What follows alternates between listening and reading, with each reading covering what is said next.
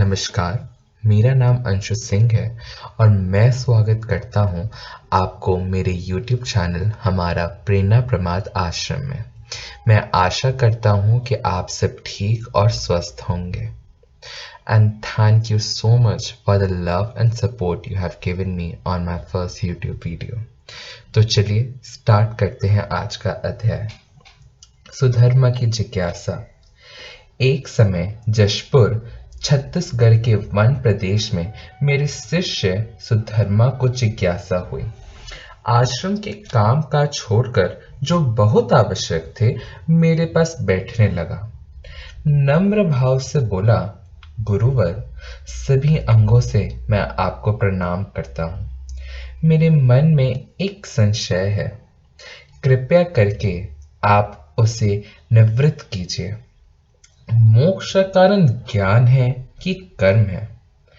तब मैंने अपनी भुजाओं को फैलाकर उसके सर को झाड़ते हुए कहा कि यदि तू कर्म नहीं करता तो मेरे पास आने का श्रम कैसे करता?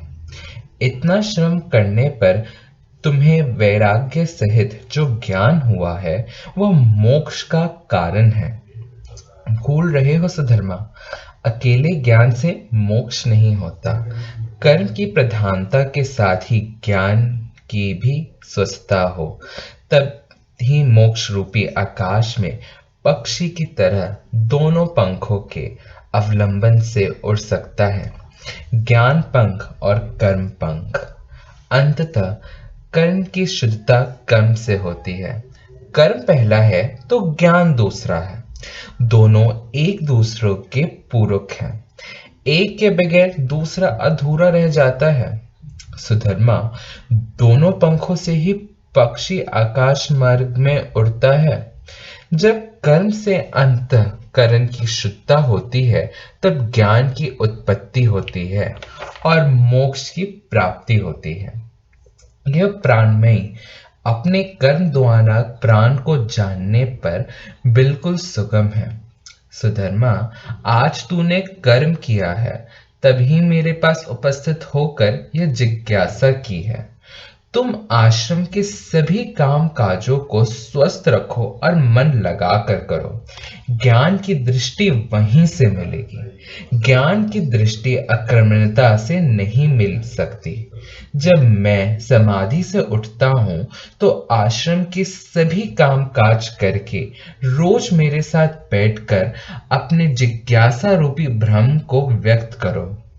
मैं ज्ञान रूपी रथ में तुम्हें बिठाकर इस वन खंड का भ्रमण कराऊंगा और उनके पर्वतों, पर्वत शिखरों और पर्वतमालाओं को तुम्हें दिखाऊंगा।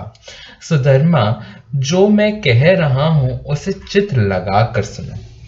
अनिकेत में निवास करते मुझे कर्तलग नाम जो जाने बिना प्रीत न हुई।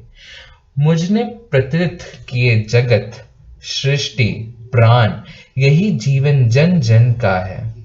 सुधर्मा, प्राण ही प्राणियों में प्रतिष्ठित है, इसलिए प्राणी संबोधित किया जाता है।